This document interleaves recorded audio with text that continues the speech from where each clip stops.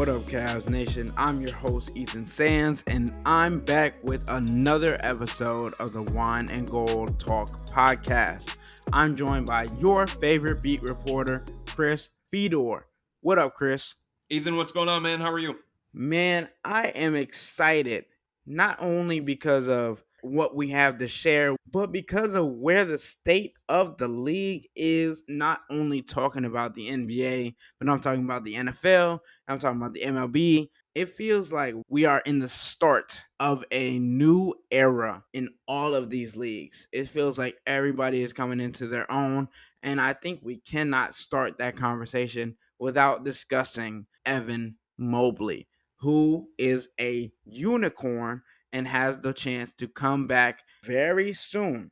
Chris, you wrote a story about this earlier today. Can you tell us a little bit more about what's going on with Evan and what could happen in the next couple of days? Yeah, my sources tell me that he is trending toward a return tomorrow against the Los Angeles Clippers, actually. So everything's dependent on how he responds. Everything's dependent on how he gets through other workouts. But he was upgraded from out to questionable on the official injury report. And Evan wants to play. The Cavs don't feel like they're rushing him back. He has progressed every step of the way during this recovery process. His knee has responded well to increased physical activity. They're obviously going to have him, my sources tell me, on a minute limit, probably right around the low 20s in that particular range. But Evan feels really, really good. Tomorrow is going to be 6 weeks to the day since he had that arthroscopic knee surgery. And it's a remarkable recovery if you think about it. And he is somebody who in the past has talked about being a fast healer. He prides himself on beating timelines. He's been able to do it basically every time he's had any kind of injury. This was the most significant one that he has had throughout the course of his basketball playing career. And it appears that he is as ready to go as he wants to be to make this return. And as I said, my sources tell me it's probably going to happen tomorrow against Los Angeles Clippers. Yeah, Chris, I don't know if Evan Mobley has a nickname around the NBA yet, but with his quick return, the Wolverine might be a push. So might have to see how that lands tomorrow at practice. But I think Evan Mobley coming back 6 weeks after a surgery, and we're talking about a surgery, the same kind of surgery, arthroscopic, that Ty Jerome had on his ankle. We'll have to see how he responds not only to practice but also in an in-game scenario. But there's a lot that comes with playing at the tempo of an NBA game. There's the physicality, of course. There's also the speed of which somebody has to play. So people might ask, why only 20 minutes? The 20 minutes is allowing him not only to get back into the flow of things, but is also allowing him to get a feel for what players might bring. And especially against a team like the Clippers, who have Paul George, James Harden, Russell Westbrook, Kawhi Leonard, and a plethora of other players that can make an impact as well. He'll get a feel for everything. And that also allows for the Cavs to get back into the rhythm of having him on the floor. The Cavs have gotten used to a scheme with four shooters and Jared Allen as the five. Now they will more than likely, if Evan Mobley does make his return tomorrow, have that Jared Allen and Evan Mobley front court and see where that lies. So, Chris, where do you think the changes might come on the defensive end and especially on the offensive end with those two powerhouses in the front court? Yeah, I mean, I think it's going to be a slow integration process. I don't think the Cavs are going to overdo it when it comes to Evan. I don't think all of a sudden, just because he's healthy enough to play basketball and his knee feels good enough that, like, all of a sudden they're going to give him the highest usage rate on the team and they're going to give him the same number of touches per game that he got earlier in the season before he went down with this injury. Like, I just think it's something where they're going to allow him to work himself back into it. He's not, I don't think, going to be a focal point of the offense immediately. I still think it's going to be a share the wealth type system. I still think Donovan Mitchell is obviously going to be heavily involved. I do think Jared Allen is going to be heavily involved as well. But this is obviously a boost to the Cavs defense, and this gives them another option of a different lineup to go to. If they want to play with the two bigs for a majority of the game, then it's something that they can do, especially when Evan gets off of his minute restriction down the road. So I think having as many options as the Cavs do is going to be a benefit to them. I think having as much diversity both offensively and defensively is going to be a benefit to them too. And I think it's just about blending the things that make Evan special into the things that make the Cavs offense special over the last month and a half of this season. Yeah, Chris, and I think a lot of people are asking how on earth is Darius Garland not coming back before Evan Mobley? And I want to give the background that while Evan Mobley and Darius Garland have been working together, Evan Mobley was on this past road trip getting working with the players, with the team, while Darius Garland was at home in Cleveland getting work in, trying to increase his endurance, trying to increase his intake of protein and all of those things, especially after he had the wire in his mouth with his fractured jaw to basically not be able to consume anything without a blender. So it's very interesting to see how this transition has happened, especially with Evan making a 6 week return rather than an 8 week return, and how the offense and the defense is going to respond. I think honestly the Cavs are better off getting a better insight with Evan coming back first, because you get to see how this offense and defense is going to react with the double big man, especially with how they've been shooting the ball as of late. I mean, to a point, again, Evan is going to be limited, and his bursts that he's actually going to be out there on the court are probably going to be short. I don't know what JB has planned, obviously. It's something that he's going to have to figure out for himself. What kind of looks does he want?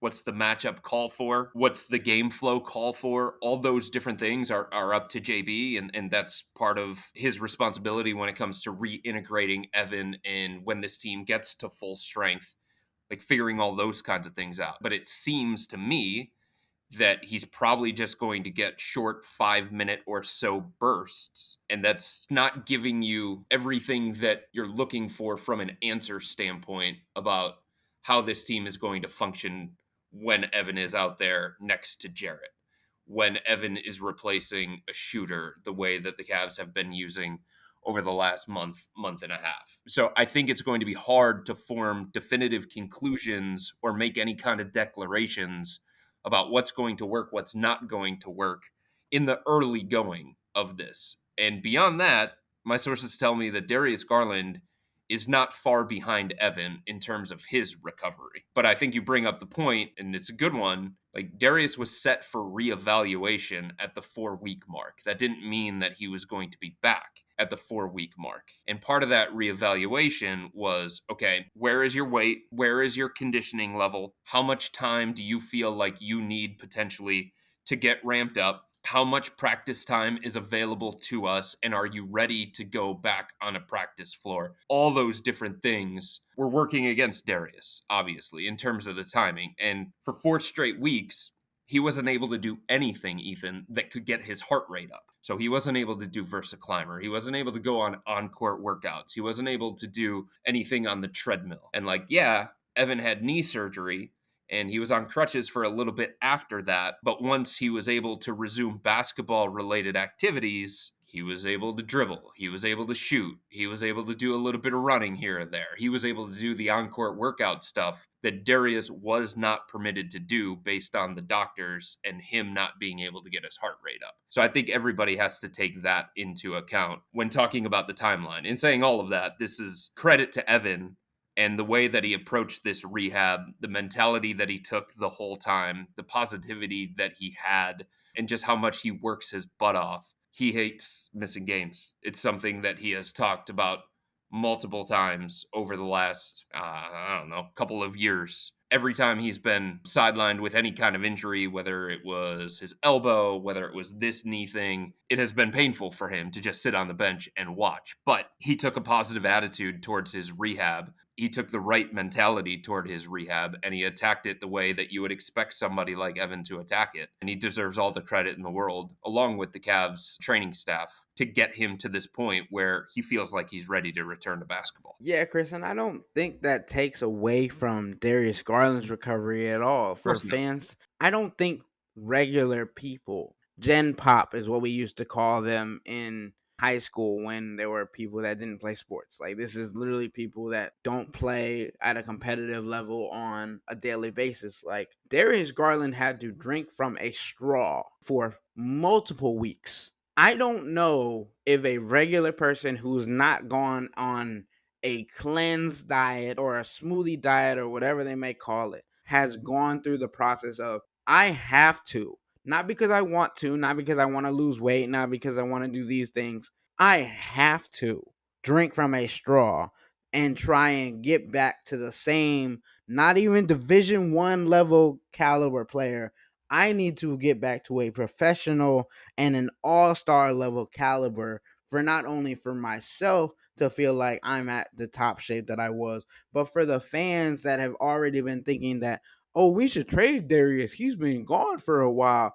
Donovan's been playing well without him. Yada yada yada.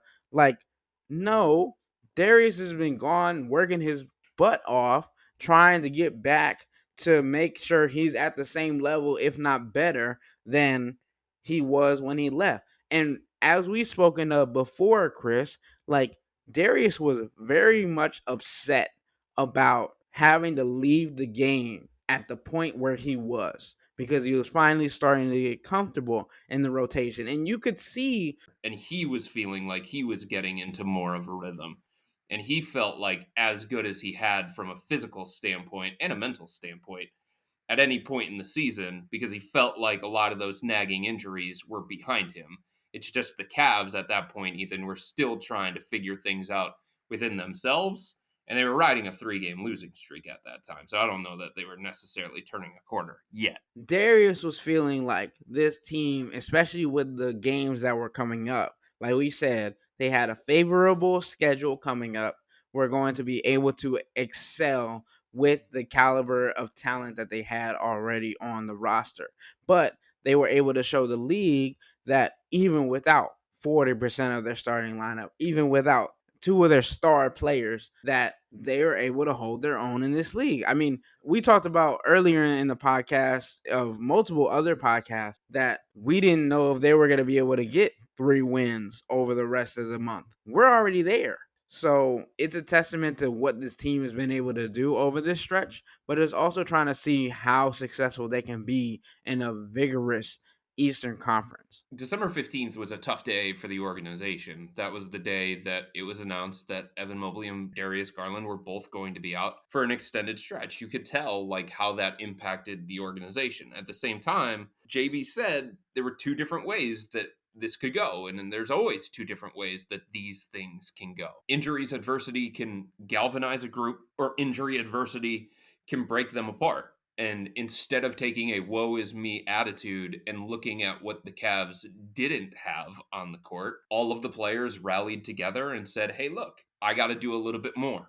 And for somebody like Sam Merrill, somebody like Dean Wade, they were looking at the situation saying, hey, this is a bigger opportunity for me. Let's see if I can capitalize on this. And if I do capitalize on that, it's going to earn me a little bit more trust within the organization. It's going to be an opportunity to earn more trust within the coaching staff. Sam Merrill stepped up. Dean Wade stepped up. George Niang stepped up. Jared Allen, Donovan Mitchell. So it was a really, really important situation that the Cavs were put into. They handled it the way that you would expect a playoff contending team to handle it. And I give them a whole lot of credit for that because we've seen in the past where injuries can derail a team completely. And the Cavs and JB Bickerstaff and the entire organization, they did not let that happen.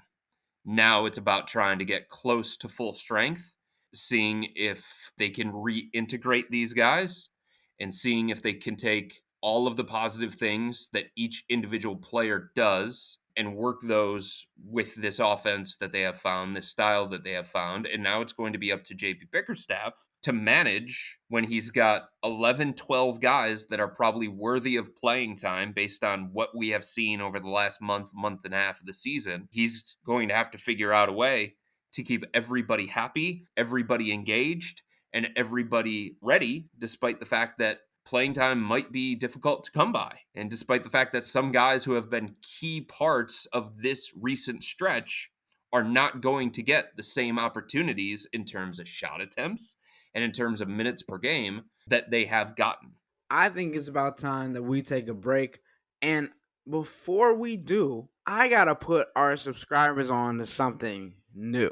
For our listeners, if you like food and drinks, and who doesn't, cleveland.com is breaking new ground with our lively new podcast about dining and drinking in the greater Cleveland area. The hosts talk about the latest foodie happenings, joined by the most in the know experts in town. It's called Dine Drink CLE, and you can find it anywhere you download podcasts.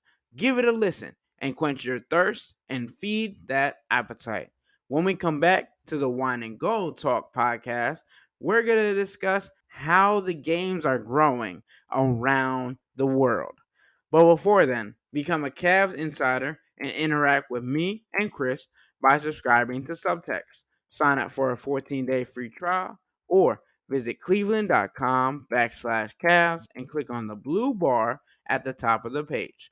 Chris, give us some insider information on why people should subscribe to Subtext. Well, Ethan, it's just a way for people to get the information that I don't always post on Twitter. That's what it comes down to, or X, whatever you want to call it these days. Not everything that I know, not everything that I see, not everything that I hear is going to make it to X because they don't pay the bills. So I save that stuff for the Cavs insiders on Subtext. For example, during the road trip, we were with the team for 9, 10 straight days. I was seeing things at practice. I was seeing things at shoot around. I was updating people on where Evan Mobley was at in terms of his recovery, the things that he was able to do behind the scenes, the things that he was talking to the training staff about, all that kind of stuff was put onto Subtext. Just like the day that the Cavs practiced at Marquette University, and that was the first time that Evan was a full participant and took full contact. That was something that Cavs insiders got. So the news about Evan trending toward his return Monday night against the Clippers is probably not a surprise to my Cavs insiders because they've been getting all of that behind the scenes stuff. And the same thing when it comes to Darius Garland, the same thing when it comes to Ty Jerome. So if you want that kind of stuff, that kind of information on top of the analysis that I provide and that Ethan provides as the games are going on, and make it more like a family community and just have a conversation with us about the Cavs because you love the Cavs so much, that's the only place that it is going to happen on Subtext. If you don't like it, that's fine. All you have to do is text the word stop. It's easy. But we can tell you that the people who sign up stick around because this is the best way to get insider coverage on the Cavs from Chris and myself. We'll be right back. All right, Chris, we're back. We talked about Evan Mobley and his potential return already in this podcast, but I wanted to touch on how the game is growing. We've seen a 73 game from Luka Doncic, 62 and 62 from Devin Booker and Karl Anthony Towns in a loss. And we also saw 70 points from Joel Embiid. It feels like the NBA is growing on the offensive end, and we've seen it coming for a couple of years. But I'm also noticing, like in the NFL, like we saw today. Today is Sunday. We're recording this after the Ravens and the Chiefs games, and also the Lions and the 49ers games. It's felt like we are turning a corner when it comes to player development. You think about Lamar Jackson, you think about Patrick Mahomes, you think about Brock Purdy, you think about Luka Doncic, as I mentioned earlier. It's all of these players, regardless of the sport, being able to step up in prime time and be able to play at a high caliber. Chris, how do you examine not only basketball, but the entire world when it comes to sports as of now. Well, everybody wants offense, and I think these major sports leagues are giving the fans what ultimately they want. The rules are playing into offense having an advantage. I mean, if you just think about the NBA, hand checking is not allowed, and defensive 3 seconds is a violation. So it just gives more freedom to the offense. There are more limitations on what a defense can do and how great a defense can be. So I just think these 60, 70, we might even have 80-point game at some point this year. Like, it doesn't diminish how skilled these guys are, how talented they are, and how talented they're coming into the NBA at. Like, look at Wemby. Are you kidding me? The things that he's doing, like, they don't even make sense. Chet Holmgren, I mean, the things that he's doing offensively and defensively, they don't really make sense. Like, 7-footers that can move like that can shoot like that have that much skill. It's a credit to player development, obviously. It's the way that the game is going. It's the way that these guys are learning early in their careers and some of the skills that they're trying to work on as their career progresses. So you can't diminish the skill of these guys. But, like, you know how we went through the juiced ball era of Major League Baseball? Like, when home runs were up and it was about more offense, like, this feels as if it's the juiced ball era of the NBA. And JB Bickerstaff has talked about this, and other coaches around the NBA, they've talked about this. They've had to change their thinking entirely about what is good defense nowadays, because the rules are set up in favor of the offensive players, and these offensive players are capitalizing on those on a daily basis. Yeah, Chris, and you mentioned the juice ball era. Like, we think of Mark McGuire and Barry Griffey, Bonds, Sammy Sosa, Barry Sammy Sosa. Bonds. Like, Yep. yeah, these guys are prolific players, but because of the era that they played in, they don't get the same respect. And I feel like a lot of the NBA right now is based on era. And obviously, we're entering a new one. Like, LeBron James is the pinnacle. We saw last night, this past weekend, that Stephen Curry and LeBron James, two of the most prolific athletes in the sport of basketball, went head to head, and LeBron James recorded a 30-point triple double. We're not going to be able to watch this for much longer. Like, LeBron James talks about wanting to play with his sons. Bryce James is still in high school. Stephen Curry is on his wits' end with the Warriors. This felt like one of the last most highly contested games between these two stars. And I wanted to take a second to recognize what we've been able to witness for the past multiple years. Like, this isn't something that you just get to watch on a daily basis and take for granted. And obviously, fans have done that for a long period of time. I don't think anyone's taking it for granted. I honestly do. I think the fans that have disrespected LeBron James in his career and saying that he is not done enough to be considered in a different caliber than Michael Jordan. Well, sure, we don't even have to talk about the GOAT conversation, but I don't think there are a lot of people that take advantage of the situations that we are in. Like, you sit at the games and you might witness greatness and you don't know it's the last time you see somebody play. That's why I think I take it for a higher premium than some people do.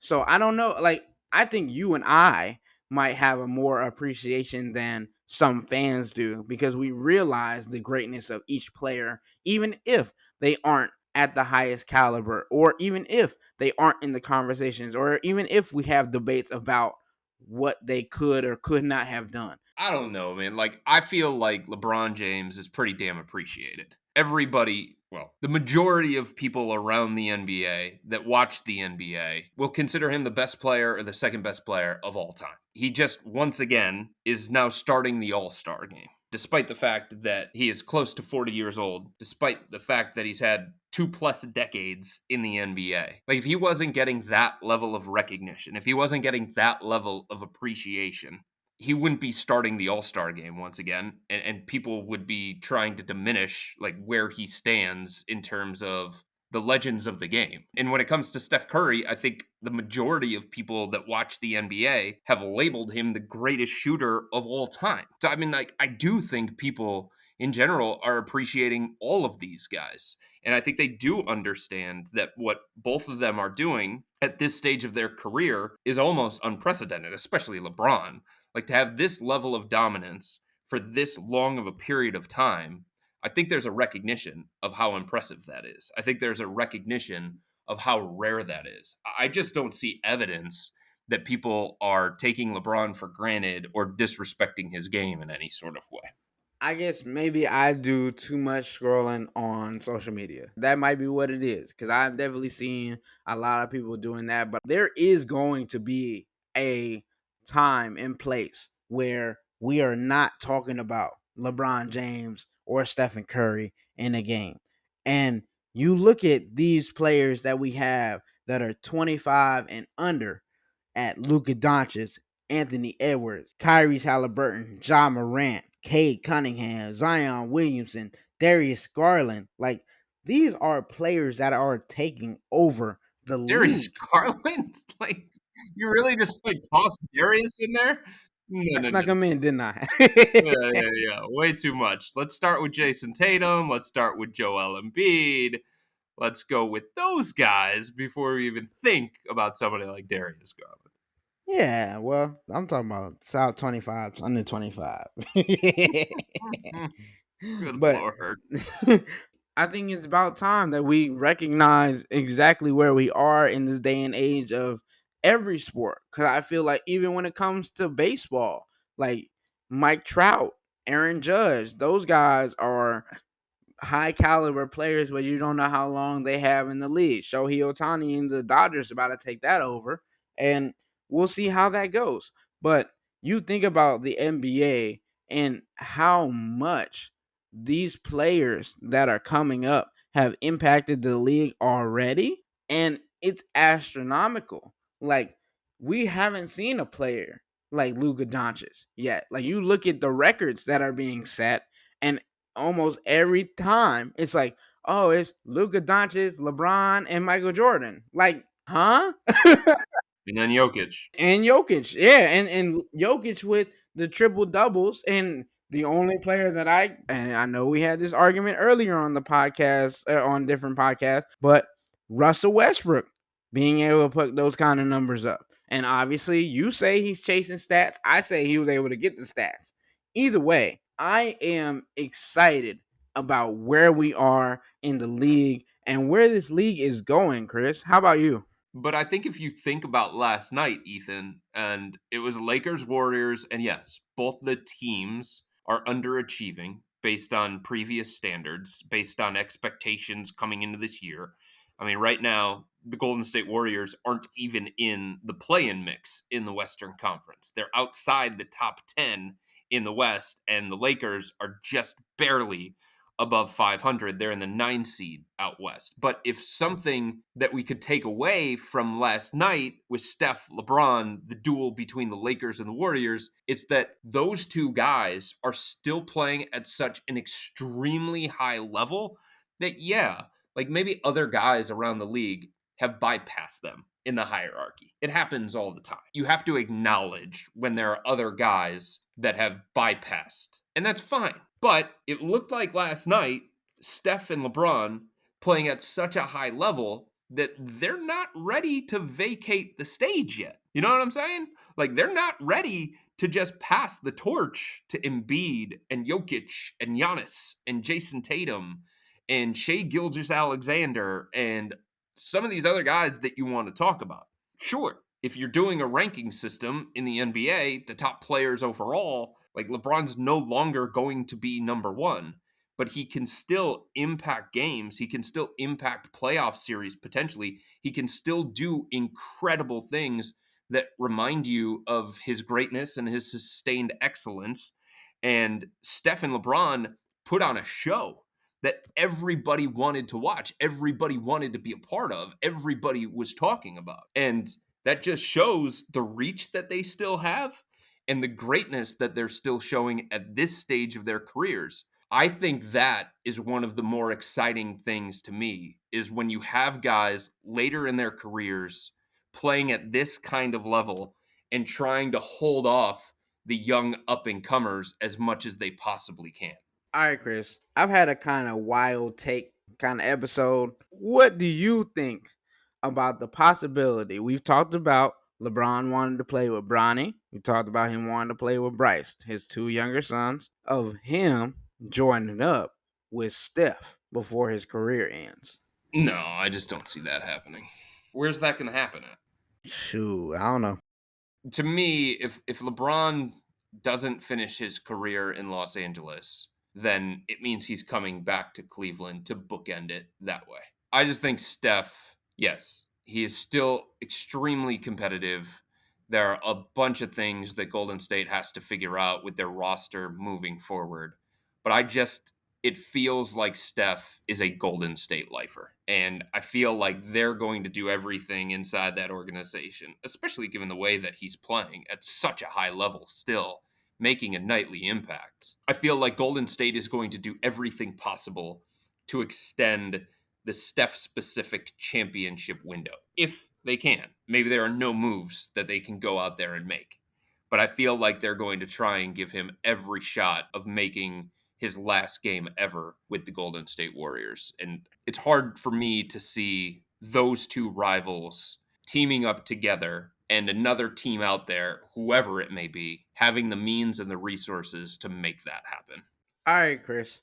I appreciate you allowing me to be delusional on today's podcast. With that being said, that'll wrap up today's episode of the Wine and Gold Talk podcast. But remember to become a Cavs insider and interact with Chris and I by subscribing to Subtext. Sign up for a 14-day free trial or visit cleveland.com/Cavs and click on the blue bar at the top of the page. Chris, give us some insider information on why people should subscribe to Subtext. Well, Ethan, it's just a way for people to get the information that I don't always post on Twitter. That's what it comes down to, or X, whatever you want to call it these days. Not everything that I know, not everything that I see, not everything that I hear is going to make it to X because they don't pay the bills. So I save that stuff for the Cavs insiders on Subtext. For example, during the road trip, we were with the team for 9-10 straight days. I was seeing things at practice. I was seeing things at shoot around. I was updating people on where Evan Mobley was at in terms of his recovery, the things that he was able to do behind the scenes, the things that he was talking to the training staff about. All that kind of stuff was put onto Subtext. Just like the day that the Cavs practiced at Marquette University, and that was the first time that Evan was a full participant and took full contact. That was something that Cavs insiders got. So the news about Evan trending toward his return Monday night against the Clippers is probably not a surprise to my Cavs insiders because they've been getting all of that behind the scenes stuff. And the same thing when it comes to Darius Garland, the same thing when it comes to Ty Jerome. So if you want that kind of stuff, that kind of information on top of the analysis that I provide and that Ethan provides as the games are going on, and make it more like a family community and just have a conversation with us about the Cavs because you love the Cavs so much, that's the only place that it is going to happen on Subtext. And if you don't like the information that we are giving to you on an insider basis, that's fine. All you have to do is text the word stop. It's easy, but we can tell you that the people who sign up stick around because this is the best way to get insider coverage on the Cavs from Chris and me. This isn't just our podcast, it's your podcast, and the only way to have your voice heard is through Subtext. Y'all be safe. We out.